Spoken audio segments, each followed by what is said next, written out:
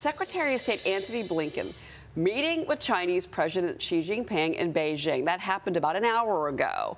Blinken telling Xi President Biden is committed to managing the relationship between the two countries and that talks over the past few days have been, quote, candid and constructive. Xi telling Blinken he hopes this visit will, quote, make more positive contributions to stabilizing U.S.-China relations. And we are expecting to hear from Antony Blinken. He's going to be holding a press conference in the next 10 minutes or so. Let's bring in Gatestone Institute senior fellow and author of The Coming Collapse of China and the Great U.S.-China Tech War, Gordon Chang.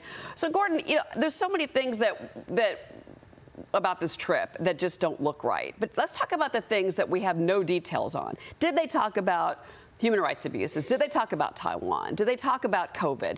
Did they, Wuhan? We're not getting any of that information, and we may not.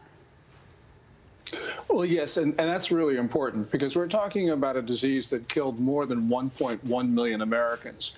And we have solid evidence that this indeed was an engineered pathogen, that China tried to prevent the world from learning about it. Also, we know that China lied about the transmissibility of the disease. And while they were locking down their own country, they were pressuring others to take arrivals from China without restrictions. We also know that China's Communist Party is behind the fentanyl gangs, which killed perhaps maybe 65 to 70,000 Americans last year with illegal doses. The list goes on, and we should not be talking about cooperation when Americans are dying. You know, it's interesting, too. I'm glad you brought up fentanyl, but also the spy balloon. You know, President Biden downplayed that spy balloon again ahead of Blinken's trip to China. So watch what the president said. I think one of the things that balloon caused was not so much that it got shot down, but I don't think the leadership knew where it was and knew what was in it and knew what was going on. I think it was more embarrassing than it was intentional. And so I'm hoping that over the next several months, I'll be meeting with Xi again and talking about legitimate differences we have, but also how those areas we can get along. Gordon, not intentional? A spy balloon went across the United States over military installations, but it wasn't intentional?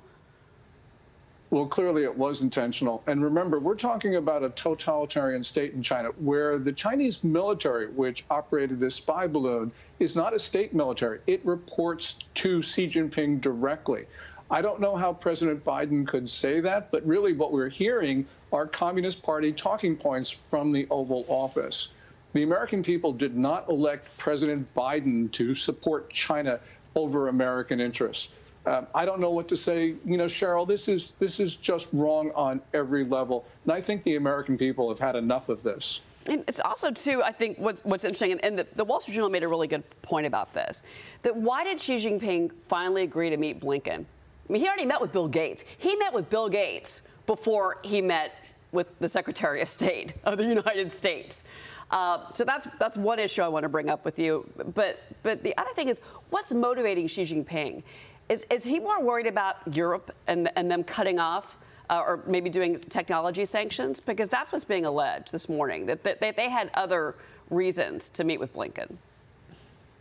Yes, I think they're concerned about the long-awaited but never issued executive order prohibiting investment into China's tech sector, especially AI.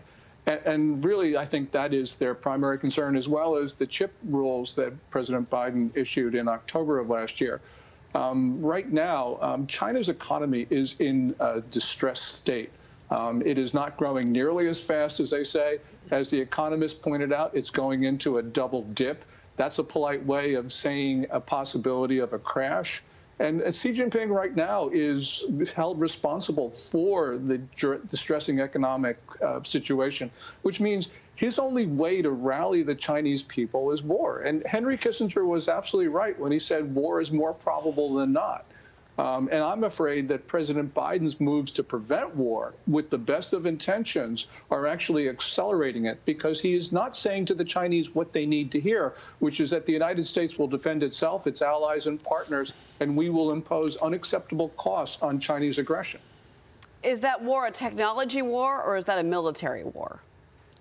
This is a military war that in all probability will not stay conventional. So we are talking about global conflict. We already have war at one end of the Eurasian landmass. If we have war at the other end, as well as North Africa, and China and Russia, by the way, are destabilizing North Africa, creating these insurgencies that look like war, then we'll have war in many different parts of the world at the same time.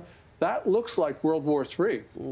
John Lonsky is on set with me this morning, Gordon. And John, you brought up the unemployment situation in China. Like, what's motivating Xi Jinping? Yeah, Gordon says the economy. Yeah, Gordon, you perhaps know if they have a very bad youth unemployment problem right now today in China, and I guess that just complicates matters for the Chinese leadership. What I could never figure out is the following: it seems as though China has taken a much more belligerent stance towards the United States and the West, despite the fact that their major customers are in the United States and the West. It makes absolutely no sense to me. I don't know what the leadership is thinking, what their long-term intention is. And on top of this, why do you want to become so belligerent when you have an aging population? My goodness, that's the last thing you need is military conflict.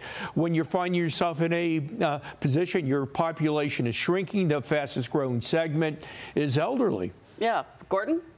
Yeah.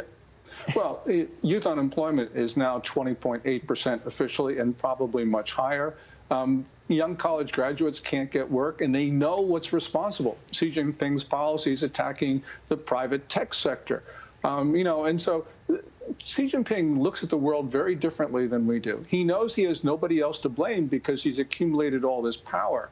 And so for him, there is only one way out of this, and that is perhaps to create a conflict. He is going to threaten it. He's going to want to take territory and next neighbors. And that's the way that he thinks. He just thinks entirely different than we do. And unfortunately, we are not understanding the way Xi Jinping approaches the world or the domestic incentives under which he is working.